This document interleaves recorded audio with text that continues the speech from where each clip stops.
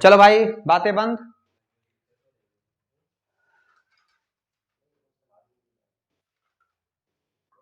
बातें बंद, काम शुरू, है ना। हम लोग कुछ क्वेश्चन कर रहे थे, क्वेश्चन कर रहे थे ना अपन। हमने एक क्वेश्चन कॉन्जुगेट कर रहे थे ना, एक दो क्वेश्चन और कर लेते हैं। ये क्वेश्चन इसमें ऐसा पूछा गया कि find the conjugate base for, find the conjugate base for, हमको केमिकल और आयोनिक किया है।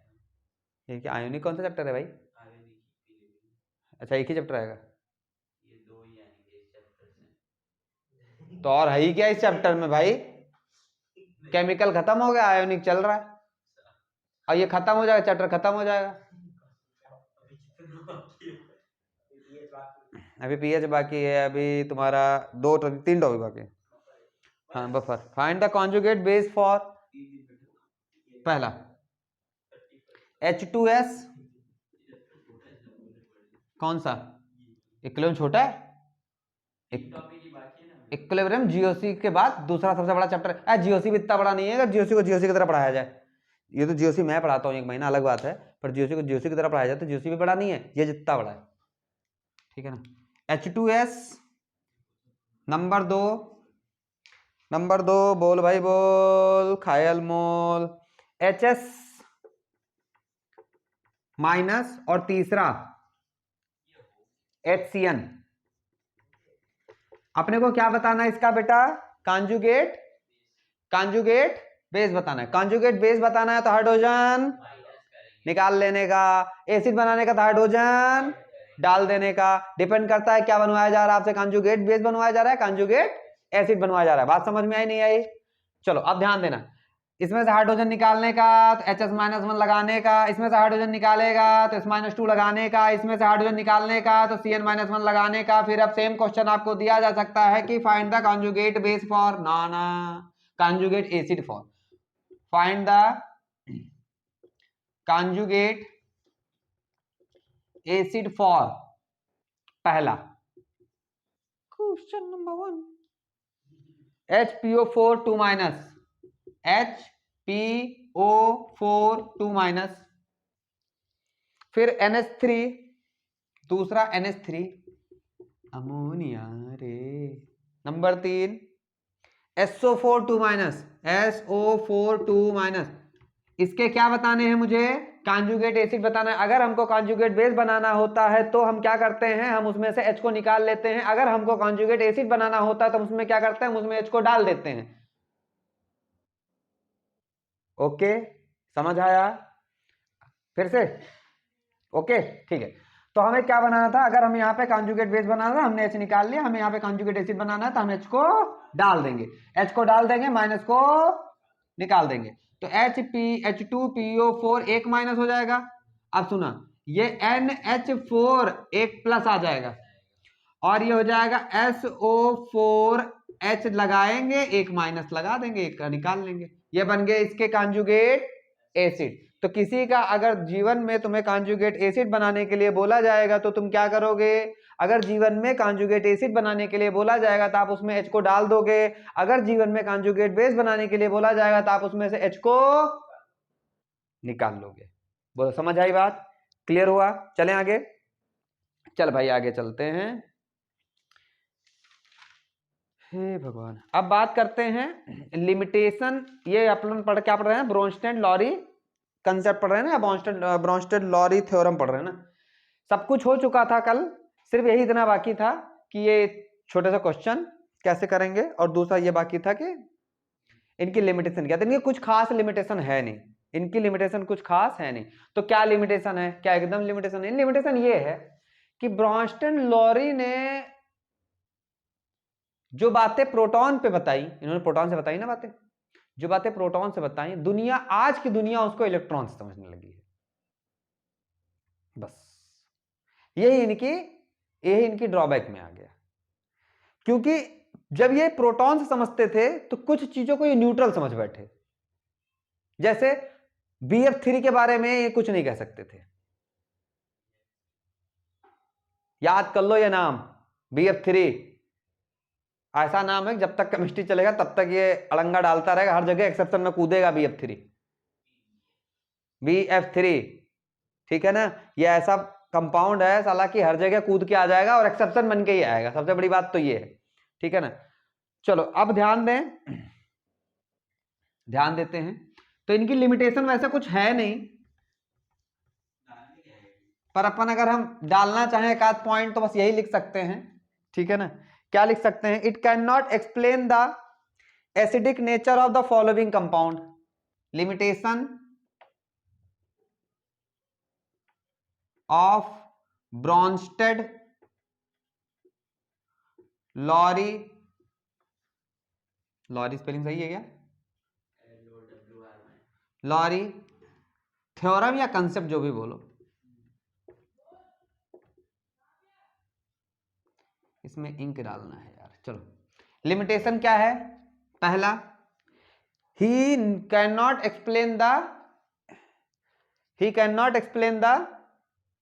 acidic nature of the following compound. He cannot explain the acidic nature of the following compound. और कंपाउंड सुन लो, बहुत गिने चुने हैं, ठीक है ना। एग्जाम्पल इसलिए लिख रहा हूं एक आध भूल जाऊं तो, जैसे कि मान लो BF3 SnCl2, BF3 SnCl2, इनका इसका नाम ये हिट लिस्ट में रखना। इतने लाइन जिसके नीचे अंडरलाइन लगाते हैं ना, बोला अंडरलाइन कर लो, हम इतने अंडरलाइन मार दिए इसके नीचे। ये हर जगह डंगा डालेगा जितनी केमिस्ट्री पढ़ोगे।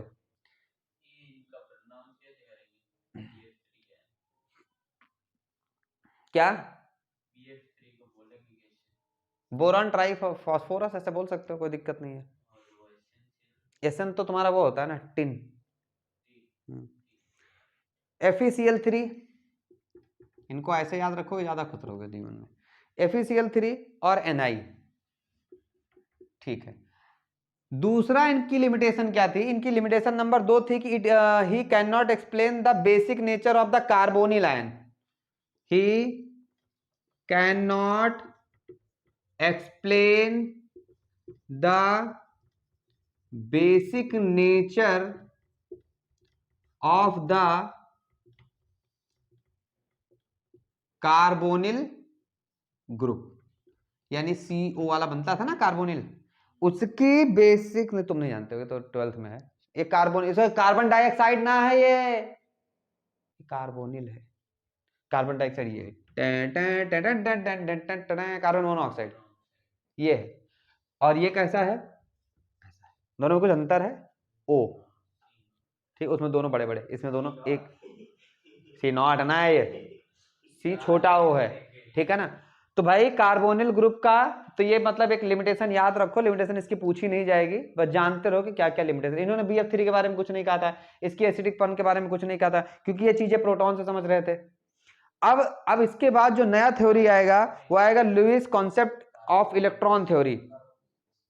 नया थ्योरी क्या आएगा? देख बेटा, नई थ्योरी क्या आएगी, सुनना एक मिनट। नई थ्योरी क्या आई है? लिमिटेशन हो गया ना, यहां से यहां पे लिमिटेशन खत्म। अब हम लोग नई थ्योरी पढ़ रहे हैं, ठीक है ना। नया थ्योरी, यहां से कुछ नया है। नया थ्योरी कुछ नहीं है, नई थ्योरी इलेक्ट्रॉन पे आ गई है, ठीक है ना। क्या आई है? लुईस कंसेप्ट बोलते हैं, Lewis Lewis Lewis Lewis Lewis concept. ये इलेक्ट्रॉन थ्योरी है। जैसे इनकी वाली जो थी ब्रॉन्स्टन लॉरी की, वो कैसी वाली थी?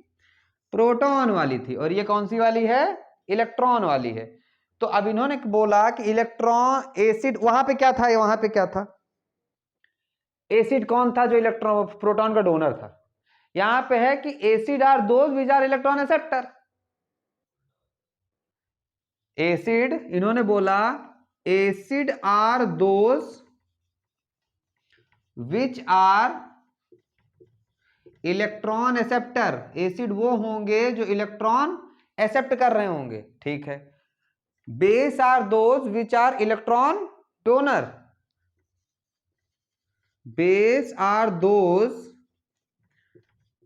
विच आर इलेक्ट्रॉन डोनर, और इलेक्ट्रॉन डोनेट कौन कर पाता है? जिसके पास लोन पेयर होता है। इलेक्ट्रॉन डोनेट कौन करेगा? जिसके पास लोन पेयर होगा। बोलो बात क्लियर है ना? ठीक है, सुनो, तो बात हम एसिड बेस की कर ही लेते हैं, थोड़ी सी सुनना। यहां पे देखो, मैंने बात की एसिड की, मैंने बात की, पहले इस बात को समझना, लिखना बंद कर दो थोड़ी देर, इस बात को समझना। मैंने बात की एसिड ने, तो इनके अकॉर्डिंग जितने भी पॉजिटिव चार्ज स्पीसीज होंगे वो एसिड होंगे। जितने भी पॉजिटिव चार्ज स्पीसीज होंगी वो क्या होंगे? एसिड होंगे। कारण क्योंकि जिनके पास पॉजिटिव चार्ज होगा वो इलेक्ट्रॉन एक्सेप्ट करेंगे, तो इसलिए सब क्या होगा? एसिड होगा। जैसे जैसे एग्जांपल के लिए Ag प्लस क्या है? एसिड है। Ag प्लस क्या है? एसिड है। Cl प्लस भी होता है, Cl प्लस भी होता है, जिसको बोलते हैं क्लोरोनियम आयन। क्या बोलते हैं?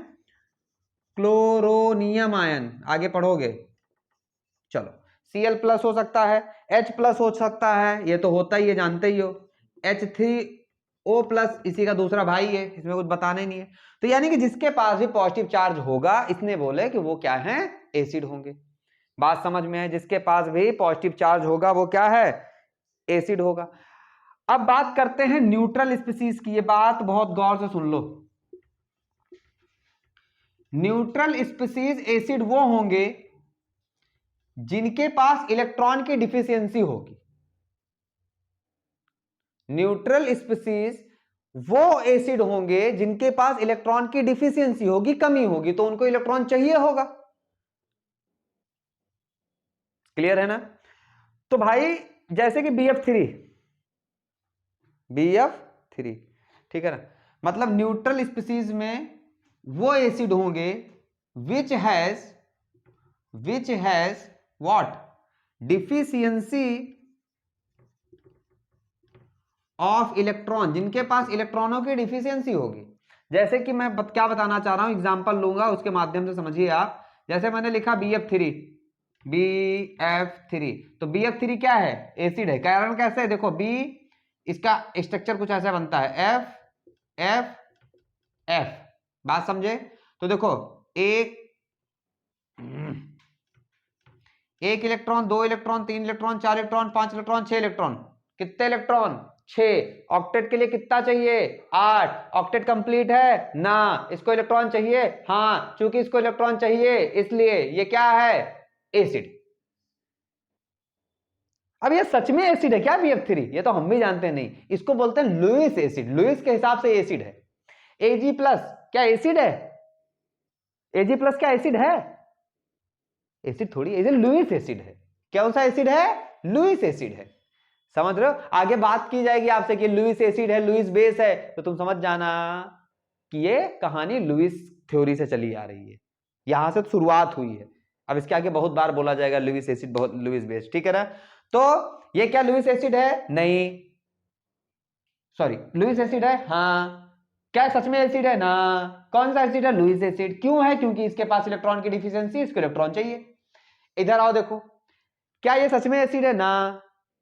फिर एसिड इसको क्यों बोला गया? क्योंकि इसके पास पॉजिटिव आयन है, तो इसको इलेक्ट्रॉन एक्सेप्ट कर सकता है, जो भी एलिमेंट इलेक्ट्रॉन एक्सेप्ट कर सकता है उसको बोलेंगे Lewis acid. Lewis acid, Lewis acid, Lewis acid. समझ में आ रही क्या है बातें? तो एक्चुअली इलेक्ट्रॉन की डिफिशियंसी जहां भी होगी वहां पे क्या होगी? उसको हम बोलेंगे लुईस एसिड, क्योंकि डिफिशियंसी होगी तो उसको इलेक्ट्रॉन चाहिए होगा, और जो इलेक्ट्रॉन एक्सेप्टर होता है उसको हम लोग क्या बोलते हैं? लुईस एसिड बोलेंगे। ठीक है, इतनी बातें समझ में आ गई? अच्छा, अब तो यहां पे ये बात लिख देना कि ये क्यों है यहां पे इनकम्प्लीट ऑक्टेट है। ऑक्टेट इसका कंप्लीट नहीं है इस वजह से। अच्छा, दूसरा एग्जांपल इसका लिख सकते हैं SnCl4 ACl3, पहला। दूसरा एग्जांपल क्या लिख सकते हैं? SnCl3। तीसरा एग्जांपल क्या लिख सकते हैं हम लोग? तीसरा लिख सकते हैं ACl3 AlCl3। क्या लिख सकते हैं? AlCl3। अब actually they are called what? Lewis acid. ये एसिड नहीं कहे जाएंगे भाई, दे आर कॉल्ड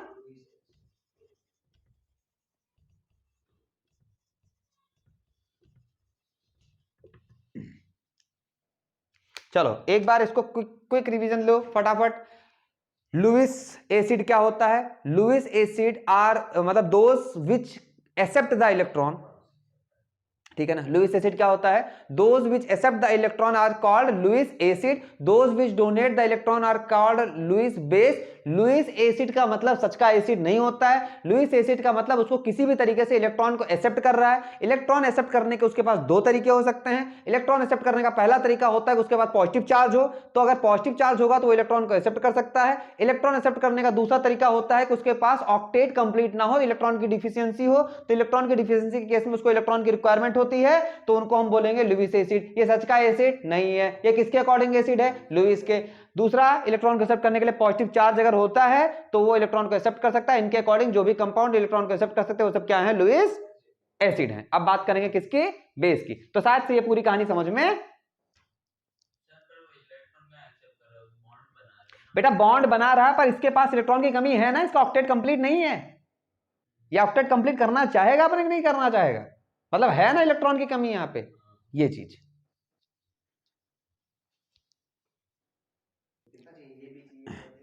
चलो बेटा बेस की बातें कर लेते हैं, ठीक है ना। बेस की बातें करते हैं।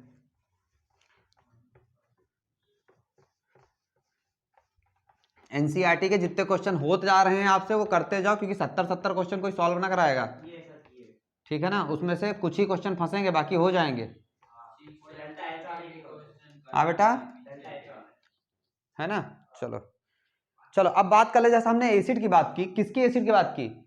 लुईस एसिड की। वैसे ही बेस की बात कर लेते हैं, लुईस बेस बोल देते हैं, कोई दिक्कत नहीं है। लुईस लुईस लुईस बेस के बारे में बात कर लेते हैं, ठीक है। तो लुईस बेस या तो निगेटिव चार्ज वाले होंगे, जैसे वो पॉजिटिव चार्ज वाला क्या होता था? इलेक्ट्रॉन एक्सेप्टर था, तो उसको बोलते थे लुईस एसिड। अब या तो ऐसे ही क्या हो जाएगा? Electron donor. इलेक्ट्रॉन डोनर कब हो सकता है? या दो तरीके से, या तो उसके पास इलेक्ट्रॉन को देने के लिए उसके पास लोन पेयर हो, या फिर उसके ऊपर निगेटिव चार्ज हो, तो ही दे सकता है इलेक्ट्रॉन। तो यानी कि लुईस बेस होने के लिए दो बातें होनी चाहिए, या तो इलेक्ट्रॉन एक्सेप्टर हो, या यानी कि निगेटिव चार्ज हो उसके ऊपर, सॉरी इलेक्ट्रॉन डोनर हो। तो कहने का मतलब उसके ऊपर क्या होनी चाहिए? या तो निगेटिव चार्ज हो, और या तो फिर लोन पेयर हो, ठीक है ना। तो या फिर निगेटिव चार्ज हो या फिर लोन पेयर हो। तो निगेटिव चार्ज की पहले बात कर लेते हैं। निगेटिव चार्ज में जैसे मेरे पास Cl माइनस हो गया, Br माइनस हो गया, F माइनस हो गया, ठीक है ना। F माइनस हो गया, S माइनस हो गया, H2 माइनस हो गया, S2 माइनस मतलब -2 है ना। H2 माइनस हो गया, यानी कि O2 माइनस हो गया, NO3 माइनस हो गया, O2 माइनस हो गया, O माइनस हो गया।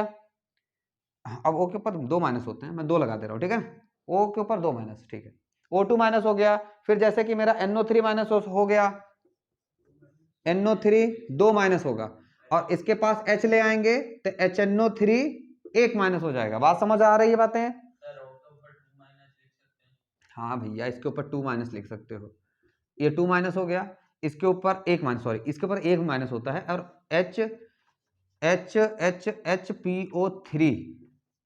PO3 के ऊपर 3 माइनस थे ना, PO3 के ऊपर 3 माइनस थे। नहीं नहीं, PO3 के ऊपर 3 होते हैं, फिर H आता है तो 2 माइनस हो जाते हैं, ठीक है ना। HSO3 एक माइनस। तो ये सब क्या हो जाएंगे? निगेटिव चार्ज वाले में आ गए। अब बात करते हैं न्यूट्रल की, मतलब न्यूट्रल में लोन पेयर वालों की। किसके पास? किसके पास लोन पेयर था? पर BF3 के पास लोन पेयर होता है, बट BF3 के पास पॉजिटिव चार्ज है ना। तो सॉरी, BF3 के पास ऑक्टेट पूरा नहीं है ना, उसको इलेक्ट्रॉन चाहिए, उसके ऊपर लोन पेयर कहां होता है? वो तो बॉन्ड बनाएगा ना किसी के साथ में, ऑक्टेट पूरा करना चाह रहा है। चलो अब लोन पेयर वाले बात कर ली जाए। लोन पेयर में सबसे पहला नाम अमोनिया का आता है। किसका आता है? अमोनिया का आता है। अमोनिया कैसा होता है? N के साथ में 3 H लगे होते हैं, और इसके पास लोन पेयर होता है। लोन पेयर में ही दूसरा नाम आता है, मान लो ये पहला नाम हो गया, दूसरा नाम होता है अल्कोहल का, ये तो बता चुका हूं मैं शायद से। दूसरा नाम होता है ROH, एल्कोहल ग्रुप का। इसके पास 2 लोन पेयर होते हैं यहाँ पे, तो इसका मतलब क्या होता है, ये दोनों क्या हो गए, लोन पेयर हैं, तो ये लुईस बेस कहलाएंगे। क्या कहलाएंगे, लुईस बेस। तो यार जहां तक मुझे इतना अंदाजा लगा कि लुईस एसिड और लुईस बेस, और जो ब्रॉन्स्टन एसिड और ब्रॉन्स्टन लोरी के हिसाब से एसिड बेस थे, और जो लुईस के हिसाब से एसिड बेस थे, तो बहुत अंतर नहीं है। मतलब उनका भी कंसेप्ट ठीक था, बस वो इलेक्ट्रॉन के बेसिस पे नहीं किया, इन्होंने वो बातें इलेक्ट्रॉन के बेसिस पे कर दी, और इलेक्ट्रॉन ज्यादा एक्यूरेट होता है, आप भी जानते हो, है ना। चलो, तो इसलिए इनकी एक्यूरेसी थोड़ी ज्यादा हो गई, बाकी कोई नहीं है। अच्छा, अब एक काम करते हैं, मान लो हम लुईस एसिड और लुईस बेस को मिलाएं। इक्विवेलेंट मतलब एक्यूरेट, एक्यूरेट नहीं पता क्या होता है, हाँ, अरे मतलब एक्यूरेसी यार, मतलब ज्यादा अच्छा, और क्या, मतलब ज्यादा एरर फ्री। चलो, अगर मैं लुईस एसिड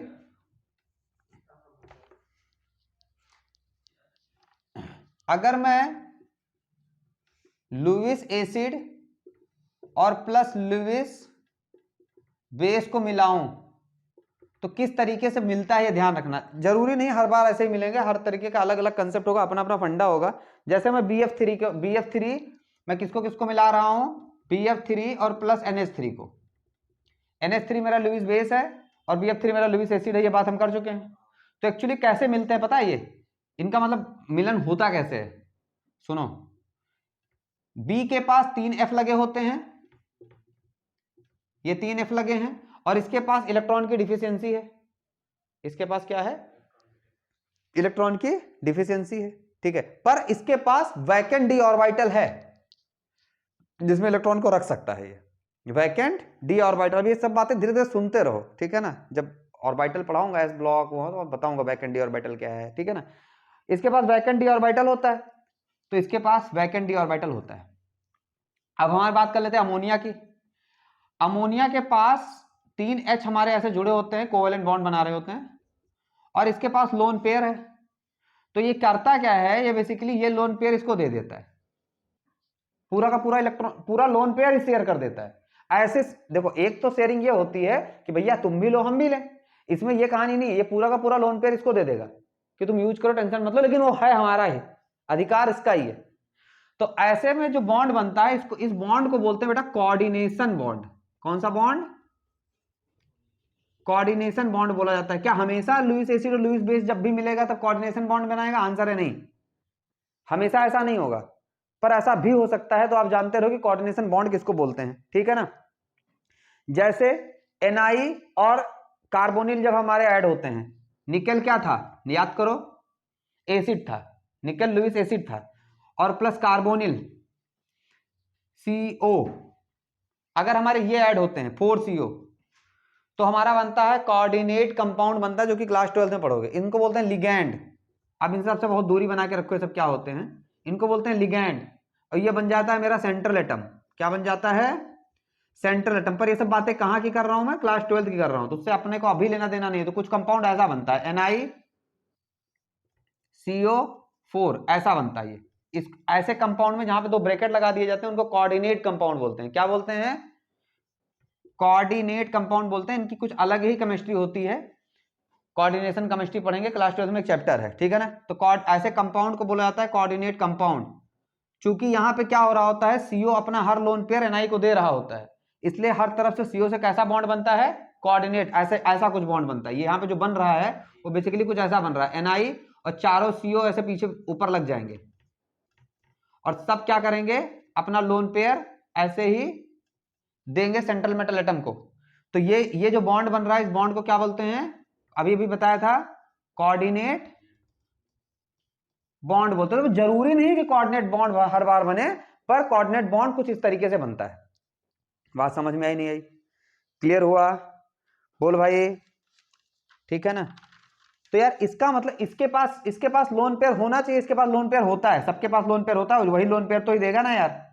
तो यहाँ पे लिख लेना, यहाँ पे जगह नहीं है, यहाँ पे मैंने खुचुक खुचुक कर दिया है, यहाँ पे लिख लेना कि इसके पास क्या होता है, लोन पेयर होता है। बात समझ में आई। और ये लोन पेयर Na को क्या करता है, डिनोट करता है। यहाँ पे Na को सेंट्रल मेटल एटम बोला जाता है, जो कि बहुत ज्यादा, इनको लिगैंड बोला जाता है, इनको सेंट्रल एटम मेटल एटम बोला जाता है। तो ये सब अपने को जानने की भी जरूरत नहीं है।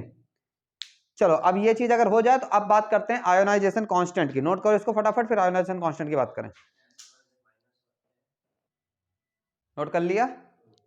पक्का?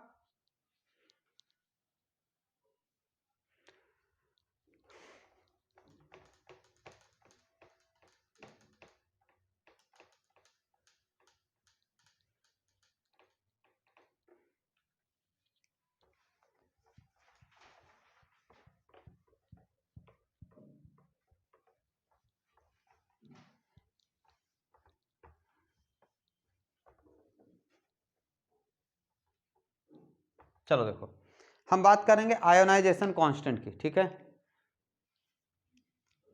किसकी बात करने चल रहे हैं? आयोनाइजेशन कांस्टेंट की। किसकी किसकी बात कर चुके हो तुम? तुम किसकी किसकी बात कर चुके हो? तुम केसी की बात कर चुके हो, तुम केपी की बात कर चुके हो, और तुम्हें पता है केसी केपी कुछ नहीं, कंसंट्रेशन के दोनों इक्विलिब्रियम कांस्टेंट ही हैं। जब कंसंट्रेशन के टर्म में बात की जाती है तो केसी हो जाता है, जब पार्शियल प्रेशर के टर्म में बात की जाती है तो केपी हो जाता है। अब हम लोग यहाँ पे पढ़ने चल रहे हैं आयोनाइजेशन कांस्टेंट। सुनो, आयोनाइजेशन कांस्टेंट एसिड, बेस और वाटर, तीन चीजों का आयोनाइजेशन कांस्टेंट होता है। इनका आयोनाइजेशन कांस्टेंट होता है, इनका आयोनाइजेशन कांस्टेंट कांस्टेंट होता है, ठीक है ना? समझ आई बात? सॉल्ट का आयोनाइजेशन कांस्टेंट नहीं होता। सॉल्ट जो बनेगा ना, एसिड बेस सॉल्ट आना चाहिए था ना, सॉल्ट का आयोनाइजेशन कांस्टेंट नहीं होता। तो यहां पे ऐसे लिख लो, कहाँ यार, यहां पे ऐसे कर लिख लो कि इनका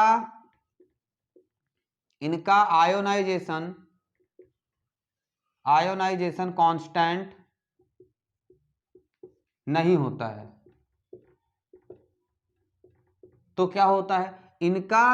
इनका हाइड्रोलिसिस कांस्टेंट होता है। इनका हाइड्रोलिसिस कांस्टेंट होता है, जो कि हम इसी चैप्टर में बाद में पढ़ेंगे, ठीक है ना? ठीक है, इसको हम लेटर ऑन देखेंगे, लेटर ऑन इसको हम देखेंगे क्या होता है। वाटर का, एसिड का और बेस का आयोनाइजेशन कांस्टेंट होता है, लेकिन सॉल्ट का नहीं होता है। अब बात करते हैं, एग्जांपल के लिए हम एसिड लेते हैं। अब एसिड लिया, एसिड में हम कौन सी एसिड लेंगे बेटा? वीक एसिड लेंगे। कौन सी एसिड लेंगे? वीक। जैसे फॉर एग्जांपल हमने ले लिया एच मतलब इसके पास एच है, हाइड्रोजन ये फर्निश कर सके, तो इसलिए हमने एच और ए फॉर, मतलब जनरली हम एच लिखते हैं एसिड को, ठीक है? ये आदत डाल लो, एच, ठीक है ना? एच क्या होगा? एच से बनेगा H प्लस और प्लस A माइनस, ऐसे कुछ बन रहा होगा, ठीक है ना? अब चूंकि एच तुमने वीक एसिड लिया है तो पूरे का पूरा क्या हो जाएगा? डिसोसिएट नहीं होगा, तो यानी कि बैकवर्ड रिएक्शन होगी, इसलिए इक्विलिब्रियम की साइन लगी हुई है। बात क्लियर, समझ में आई ना?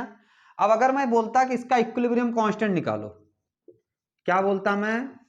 इसका इक्विलिब्रियम कांस्टेंट निकालो, तो बात अगर तुम कंसंट्रेशन के टर्म में कर रहे होते तो केसी हो जाता है।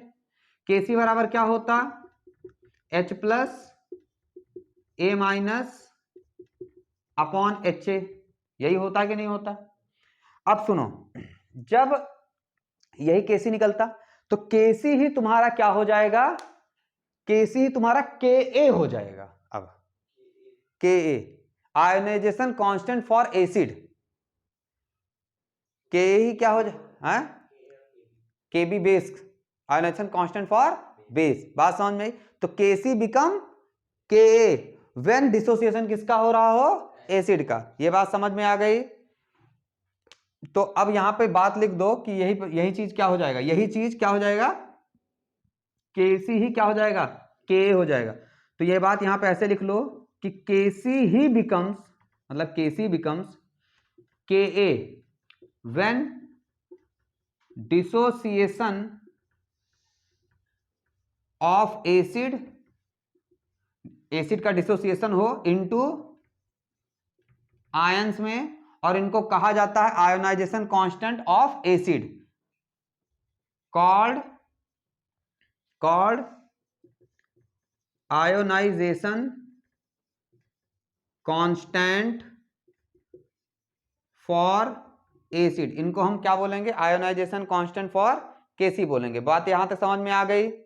बोलो भाई, यहां तक की बातें क्लियर? अब ध्यान से देखो कि केसी तभी तक सिग्निफिकेंस है, सॉरी के तभी तक सिग्निफिकेंस है जब तक तुम्हारे एसिड वीक हो। के का सिग्निफिकेंस तभी तक है जब तक तुम्हारा एसिड वीक हो। तो के इज मीनिंगफुल, के मीनिंगफुल होगा अंटिल एसिड्स आर वीक। जब तक एसिड क्या हो? वीक होंगे, तभी तक ये मीनिंगफुल है। ठीक है ना? अब उसके बाद क्या होता है, अगर स्ट्रॉन्ग एसिड ले लोगे तो आपका 100% डिसोसिएशन हो जाएगा। 100% डिसोसिएशन हो जाएगा तो ये इनइक्विलिब्रियम क्या हो जाएगा? नॉन रिवर्सिबल रिएक्शन हो जाएगी, इरिवर्सिबल रिएक्शन हो जाएगी। और इरिवर्सिबल रिएक्शन हो जाएगी तो हम बात ही नहीं करेंगे। बात समझ में आ रही है? इरिवर्सिबल नहीं आ रहा समझ कुछ? इधर बैठ जा। क्या क्या दिक्कत है? कुछ नहीं समझ में नहीं आ रहा है, क्या हो रहा है? तो देखो, के मीनिंगफुल है जब तक कि एसिड वीक है। अगर एसिड स्ट्रांग हो जाएगा तो पूरा का पूरा एसिड कितना हो जाएगा? आयोनाइज्ड हो जाएगा, 100% डिसोसिएशन हो जाएगा। ठीक है ना? तो उस केस में क्या हो जाएगा? वो एक इरिवर्सिबल रिएक्शन में कन्वर्ट हो जाएगी। भाई तुमने 1 मोल एसिड लिया और पूरा का पूरा 1 मोल H+ और A- बन गया, तो इसका मतलब क्या हो गया? पूरा मोल खर्चा हो गया, यानी कि पूरा का पूरा मोल तुम्हारा कंज्यूम हो गया, 100% डिसोसिएशन हो गया। उस केस में क्या होगा? ये इरिवर्सिबल रिएक्शन हो जाएगी। तो इसलिए क्या हो जाएगा? ये तभी तक मीनिंगफुल है जब तक कि एसिड क्या है? वीक है। इतनी बातें समझ में आ गई? बोलो भाई। अब वीक एसिड का एग्जांपल जैसे ले लिया जाए तो जितने भी ऑर्गेनिक एसिड है, CH3COOH, एक ये हो गया। दूसरा एग्जांपल ले सकते हैं HCOOH, ये तुम्हारे आएंगे, सुनने में दिखेंगे C6H5COOH,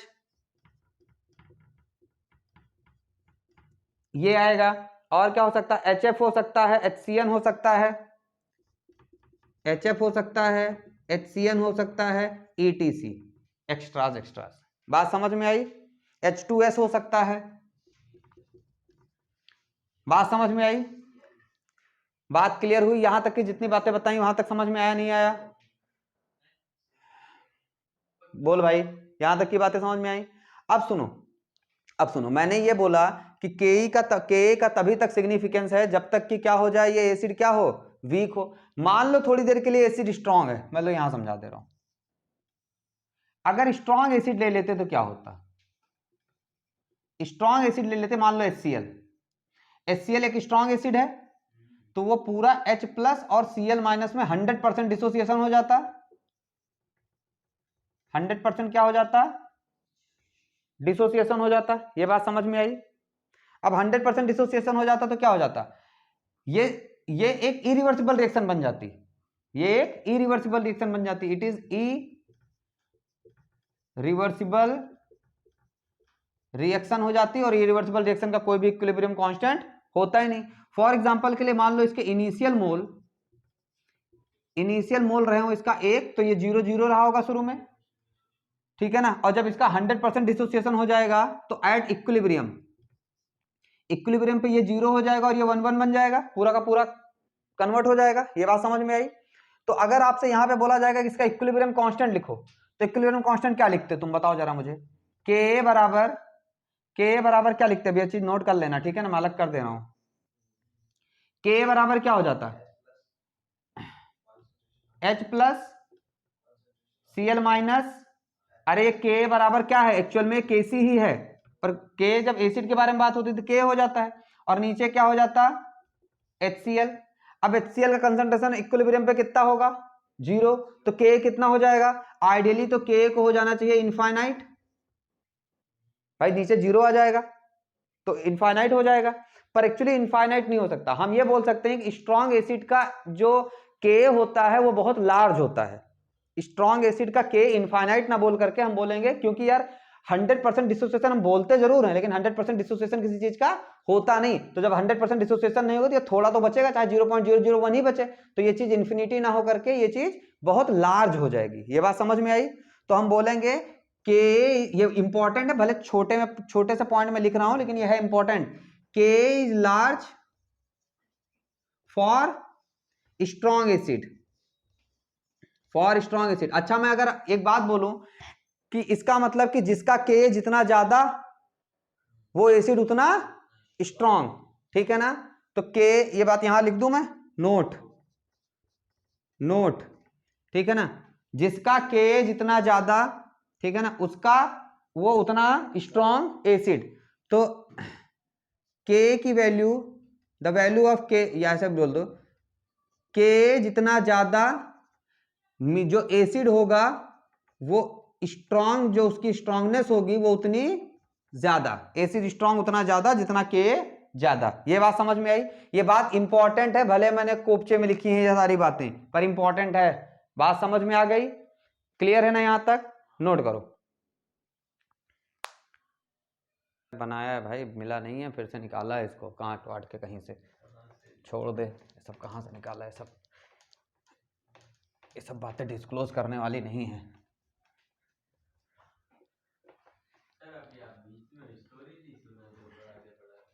कौन सी स्टोरी चाहिए बता तुझे?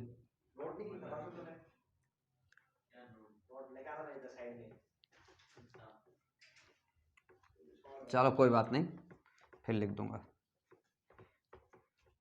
तो हमने क्या देखा?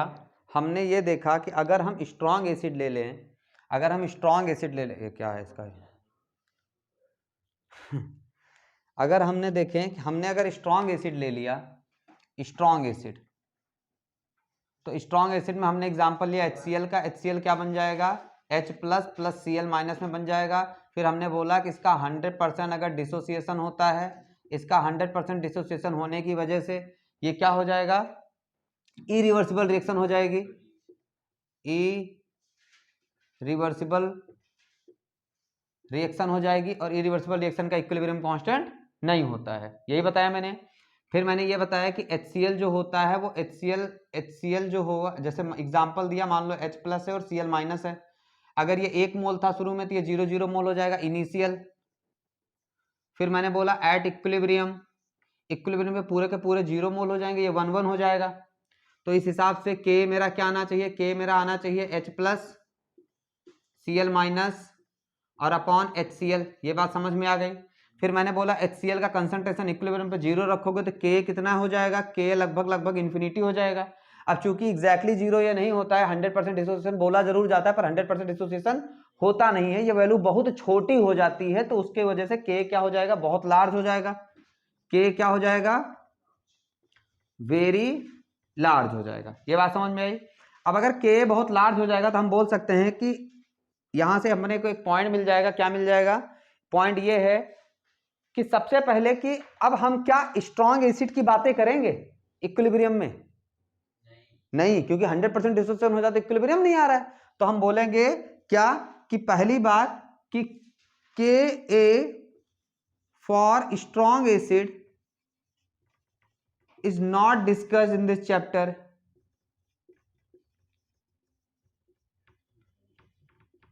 Discussed in this chapter। पहली बात तो इस चैप्टर में इसके बारे में बात नहीं करेंगे। दूसरा, अगर स्ट्रॉन्ग एसिड का जितना ज्यादा स्ट्रॉन्ग होता जाएगा K की वैल्यू उतनी ज्यादा होगी। बात समझ में आई? तो विच एसिड गिव प्लस, विच एसिड, देखो यहां से ये बात भी निकल आ रही कि which acid gives H plus ion more are more strong, are more strong. तो देखो H प्लस आयन जितना ज्यादा होगा K की वैल्यू उतनी ज्यादा होगी। बात समझ में आ रही है भाई? जितना ज्यादा H प्लस जितने ज्यादा होंगे K उतना ज्यादा होगा। H प्लस मतलब H प्लस का कंसंट्रेशन। बात समझ में आ रही है? अच्छा, which acid has Ka higher value are more strong, ये भी बात तो हो गई कि विच एसिड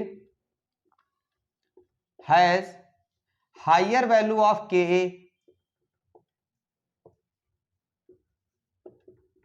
ठीक है ना, जिस एसिड की वैल्यू हाइयर होगी that acid is strong acid, that acid is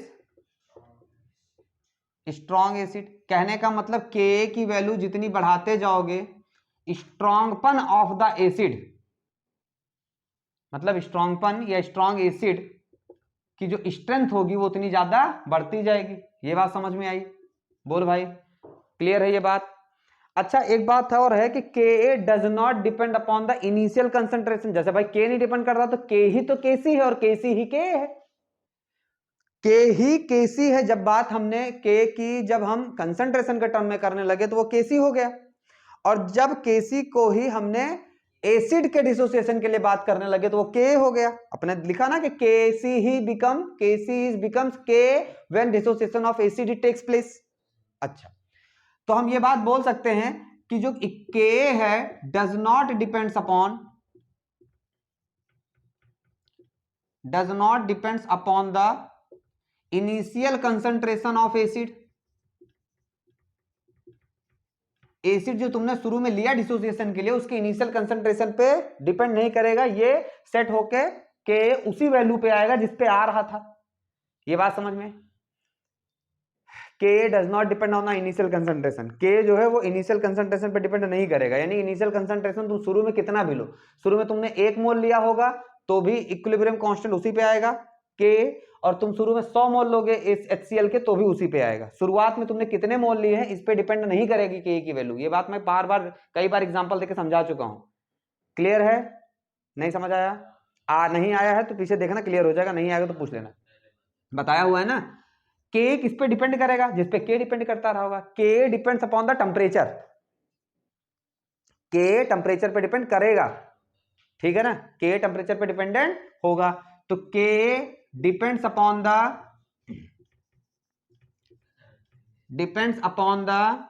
temperature. K temperature पे डिपेंड करेगा, वो अलग बात है। टेम्परेचर बढ़ाने से K की वैल्यू एक्चुअली बढ़ती है क्योंकि कंसंट्रेशन बढ़ेगा, ठीक है ना?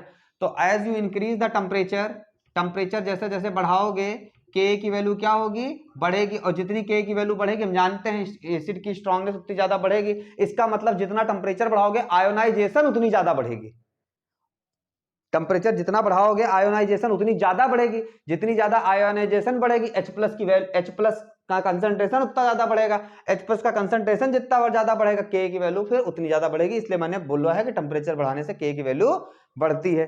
क्या ये बात समझ में आई? अच्छा, नॉर्मली वैल्यू ऑफ K, जो K की टेबल बनी होती है कि K किसके लिए कितना होता है इक्विलिब्रियम कांस्टेंट एसिड के लिए, ये नॉर्मली जब हम लेते हैं, जो टेबल बनाते हैं, नॉर्मली हम रूम टेम्परेचर पे लेते हैं, ठीक है ना? तो normally the value of K, normally the value of K is measured at room temperature. और रूम टेम्परेचर कितना होता है? दैट इज 25 डिग्री सेल्सियस और 298 केल्विन।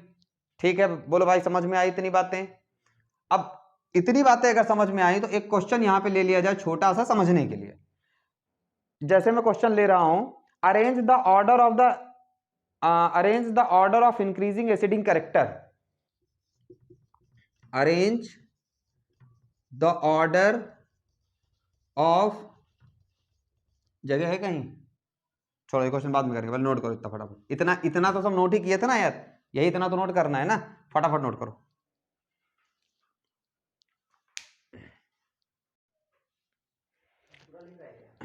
चलो देखो,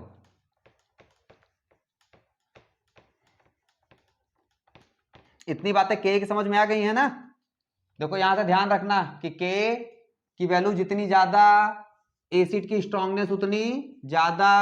K की वैल्यू केवल टेम्परेचर पे डिपेंड करती है, टेम्परेचर का बढ़ाने पे कंसंट आयोनाइजेशन बढ़ता है, आयोनाइजेशन बढ़ने से H प्लस आयन बढ़ते हैं, H प्लस आयन बढ़ने से K की वैल्यू इंक्रीज होती है। समझ आई बात? इसलिए इनडायरेक्टली बोले, डायरेक्टली हम तो K टेम्परेचर बढ़ाने से K की वैल्यू बढ़ेगी। अब सुनना, क्वेश्चन मैंने यहां पे लिया, ध्यान देना बेटा। क्वेश्चन मैंने क्या लिया है? क्वेश्चन ये लिया, arrange in the order of,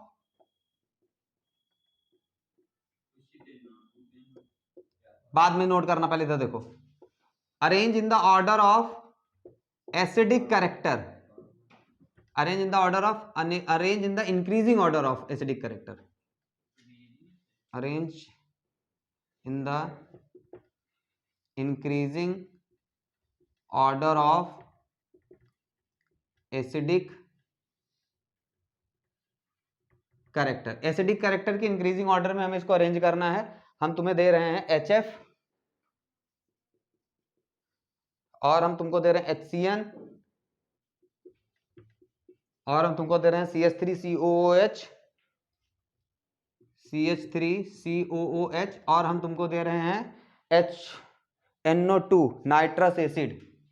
HNO2 नाम याद कर लेना, HNO2 इसको क्या बोलते हैं हम लोग, इसको बोलते हैं नाइट्रस एसिड। ठीक है, अब सबकी हम के हर जगह पे के की वैल्यू आपको दे रहे हैं, ठीक है ना। 3.5 इंटू 10 की पावर -4, HCN की वैल्यू है 4.9 इंटू 10 की पावर -10, फिर CH3 में इसकी वैल्यू है 1.7 इंटू 10 की पावर -5 और HNO2 में इसकी वैल्यू है 9.5 इंटू 10 की पावर -4। अब मुझे बताओ, अब मुझे तुम बताओ कि कौन सा एसिड ज्यादा स्ट्रांग होगा या जिसका पास एसिडिक कैरेक्टर किसके पास ज्यादा होगा। तो मैंने क्या बोला है, मैंने बोला है कि Ka की वैल्यू जितनी ज्यादा स्ट्रांगनेस ऑफ एसिड उतना ज्यादा। अब Ka की वैल्यू कंपेयर कर ले भाई, तो Ka की वैल्यू सबसे ज्यादा किसकी है, देखो पावर्स में खेलो, सबसे कम इसकी है, ज्यादा का तो नहीं पता पर सबसे कम इसकी है, तो सबसे कम सबसे पहले ये आएगा। बोलो भाई समझ में आया। तो अगर मैं इसका सॉल्यूशन करूं, इसको ऑर्डर में सेट करूं एसिड, तो इंक्रीजिंग एसिड ऑर्डर, अगर मैं इसको इंक्रीजिंग एसिड ऑर्डर में लिखूं तो सबसे पहले HCN लिखा जाएगा, इससे बढ़िया कौन होगा 1.7 10 की पावर -5 है, तो CH3COOH उससे बड़ा। अब इसमें देखो 10 की पावर -4 10 की पावर -4 है, अब इस वैल्यू को मिला लो फिर, तो क्या हुआ, ये वैल्यू छोटी ये वैल्यू बड़ी, तो यानी कि HF उसके बाद और सबसे बड़ा HNO2, यानी सबसे अच्छा एसिड ये, सबसे खराब एसिड ये, जितनी एसिड इसमें दी गई उसमें से। बोल भाई समझ में आया।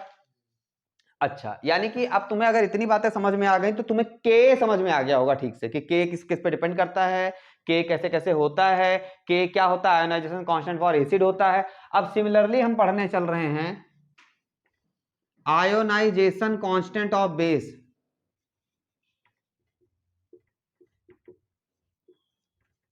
क्या पढ़ने चल रहे हैं, आयोनाइजेशन कांस्टेंट फॉर बेस। बात समझ में आई। तो देखो अब ध्यान से देखो, कोई अगर बेस होगा तो वो MOH के फॉर्म में होगा, इस फॉर्म में आपको बेस दिखेगा। MOH टूटेगा तो क्या बनाएगा, M+ बनाएगा और प्लस OH माइनस बनाएगा, और आपको पता है कि जो चीज OH माइनस देती है वो क्या होता है, बेस होता है, ठीक है ना। अब सीधी सी बात, जैसे मैंने बताया था कि स्ट्रॉन्ग एसिड की बात नहीं की जाएगी इस चैप्टर में, वैसे ही स्ट्रॉन्ग बेस की भी बात नहीं की जाएगी, क्योंकि स्ट्रॉन्ग बेस भी क्या हो जाएगा, आयोनाइज्ड हो जाएगा 100%। तो आयोनाइज्ड हो जाएगा तो क्या हो जाएगा, इरिवर्सिबल रिएक्शन हो जाएगी। तो ये सब बातें मैं लिख नहीं रहा हूं, अब समझ ले जाओगे। तो अब हम यहां पे बोल रहे हैं कि स्ट्रॉन्ग, सिर्फ इतनी बातें लिख दे रहा हूं, बाकी तुम समझ जाना। स्ट्रॉन्ग बेस की बातें यहां नहीं होंगी, यहां नहीं होंगी, कारण तुम्हें बता दिया। कारण क्या है, रीजन है 100% डिसोसिएशन, इरिवर्सिबल रिएक्शन हो जाएगी। वो क्या हो जाएगी, इरिवर्सिबल रिएक्शन हो जाएगी due to 100% dissociation, due to 100% dissociation. चलो, तो इसकी बात तो करेंगे नहीं, अब हम वीक एसिड की बात करेंगे। बोलो भाई समझ में आया। तो अगर हम वीक एसिड की बात करेंगे तो मान लो ये मेरा MOH जो था वो वीक एसिड है, मान लो ये मेरा जो MOH है वो कैसा है, वीक बेस है, सॉरी वीक क्या है, बेस है। तो यहां से अगर मैं Kc इसका लिखता तो क्या लिखता, मान लो मुझे नहीं पता है, नहीं समझ में आ रहा है, तो अगर इसका Kc लिखता तो क्या लिखता, मैं लिखता M+ OH माइनस, पूरा सेम कंसेप्ट है, और नीचे क्या हो जाता, MOH हो जाता। बोलो मानते हो मेरी इस बात को। तो अगर सुनो अब वही बातें, बात क्या कि Kc becomes Kb when the dissociation of base takes place। Kc ही मेरा Kb है, Kc ही मेरा Ka था, Kc ही मेरा Kb है। जब एसिड की बात की गई तो Ka हो गया, और जब बेस की बात हुई तो Kb हो गया, तो Kc is becomes Kb when dissociation of base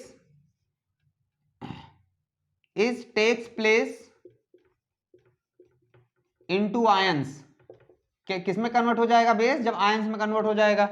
and called, और इसको क्या बोलेंगे हम लोग?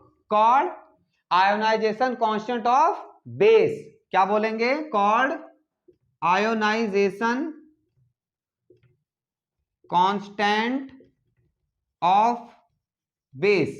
बात समझ में आई? और इसको हम रिप्रेजेंट करते हैं केबी से। बात समझ में आई?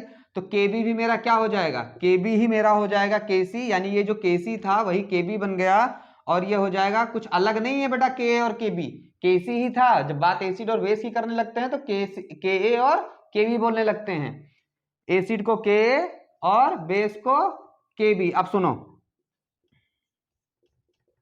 अब यहां पे बात सुनो, तो यही मेरा केबी हो गया, केबी हो गया। अब बातें देखो वो सारी कर लेते फटाफट। टेम्परेचर बढ़ाएंगे तो क्या होगा? आयोनाइजेशन बढ़ेगा, आयोनाइजेशन बढ़ेगा तो OH माइनस बढ़ेगा, OH माइनस बढ़ेगा तो बेसिक कैरेक्टर बढ़ेगा। बोलो कोई दिक्कत? बेसिक कैरेक्टर बढ़ेगा, और बेसिक कैरेक्टर बढ़ेगा तो बेसिसिटी मतलब बेसिक पना जो होगी वो इंक्रीज करेगी। बोलो एक लाइन में मैंने सारी बातें जो लिखी थी अंग्रेजी में सब एक लाइन में डाल दी, कोई दिक्कत यहां तक नहीं है? अब सुनो, अगर अगर अगर तुम ले लोगे स्ट्रॉन्ग बेस के केस में देखो केबी की वैल्यू कैसी, यानी स्ट्रॉन्ग बेस के केस में क्या होगा? ये 1, ये 0, ये 0, फिर ये जब 0 हो, जब इक्विलिब्रियम पे आएगा तो ये 0 हो जाएगा, ये 1 1, तो यानी कि नीचे कितना आने लगेगा इक्विलिब्रियम पे? 0। तो केबी कितना होना चाहिए? इनफाइनाइट। लेकिन केबी इनफाइनाइट नहीं होता है, केबी बहुत लार्ज होता है। तो आप हम ये बोलेंगे कि KB is large for strong base. Strong base के लिए केबी क्या होगा? लार्ज होगा। यानी मैं ये बोलूं कि केबी की वैल्यू जितनी ज्यादा उतना बेस उतना स्ट्रॉन्ग, तो बेस का जो स्ट्रॉन्गनेस होगी, स्ट्रॉन्ग बेस जो होता बनेगा वो उतना बढ़िया बनेगा। ये बात समझ में आई? क्लियर है? कोई दिक्कत यहां तक है कि नहीं है? नहीं है ना? पक्का। अब सुनो, इसी जो ऊपर मैंने क्वेश्चन लिखा हुआ था, इस क्वेश्चन को मैं चेंज कर रहा हूं, arrange in the increasing order of basic character.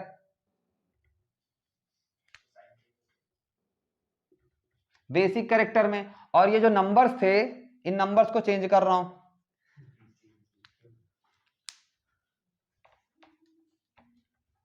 और क्वेश्चन चेंज हो जाएगा। बात समझ में आई? तो मैंने क्या पढ़ाया तुमको? ये आयोनाइजेशन कांस्टेंट ऑफ बेस पढ़ाया। तो जैसे मैंने क्वेश्चन लिया कि अरेंज करो किसको, NH4OH आपको दिया हुआ है, NH4OH दिया हुआ है, साथ में दिया हुआ है CH3NH, क्या दिया हुआ है? CH3N के साथ लगा हुआ है, और CH3 लगा हुआ है, और यहाँ पे H लगा हुआ है। बात समझ में आई? फिर साथ में क्या लगा हुआ है? इथाइल लगा हुआ है नाइट्रोजन के साथ में, ट्राई इथाइल। तो नाइट्रोजन साथ में लगा हुआ है, इसके पास लोन पेयर है। एरो मत बना देना कभी, एरो से कोऑर्डिनेट बॉन्ड बन जाता है, अभी भी बताया मैंने। तो कितना हो जाएगा? C2H5 यहाँ लगा हुआ है, C2H5 यहाँ लगा हुआ है, और C2H5 यहाँ लगा हुआ है। इन सब की तुमको केबी की वैल्यू दे रखी है। मान लो केबी की वैल्यू जो पहले दे रखी है 1.7 इंटू 10⁵ दे रखी है, 1.7 इंटू 10⁻⁵। दूसरे की केबी की वैल्यू दे रखी है 5.4 इंटू 10⁻⁴, 5.4 इंटू 10⁻⁴, और तीसरे में जो केबी की वैल्यू दे रखी है 6.4 इंटू 10⁻⁵, 6.4 इंटू 10⁻⁵। अब हमें इसको इंक्रीजिंग ऑर्डर में लिखना है, तो बताओ कैसे लिखेंगे? जिसकी वैल्यू ज्यादा वो स्ट्रॉन्ग बेस, जिसकी वैल्यू कम वो वीक बेस। तो सबसे कम वैल्यू किसकी होनी चाहिए इसमें? अब देखो ये दोनों सबसे कम में ये आए पावर के हिसाब से, इसको चेक करेंगे तो ये सबसे छोटा हो गया, यानी कि NH4 हम अगर इंक्रीजिंग ऑर्डर ऑफ बेस लिखें, इंक्रीजिंग ऑर्डर ऑफ बेस मतलब बेसिक कैरेक्टर, ठीक है? तो किसका सबसे छोटा होगा?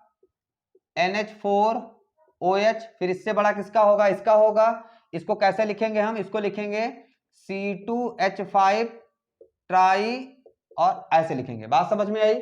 और उसके बाद कौन होगा? उसके बाद ये होगा, तो ये कैसे लिखेंगे? CH3 ट्वाइस, यहां लिख दे रहा हूं CH3 का ट्वाइस और NH। बात समझ में आई? तो इस तरीके से हम लोग बेसिक कैरेक्टर्स जज करेंगे on the basis of KB। बोलो ये बातें यहां तक समझ में आ गई या नहीं आई? आ गई ना? चलो अब मैं ऐसा सोच रहा हूं कि यहां पे आज को रोक के हम लोग मैथ स्टार्ट कर लें, ठीक है ना? चलो इन बातों को यहीं रोकते हैं और आज स्टार्ट करते हैं कोनिक सेक्शन अपना।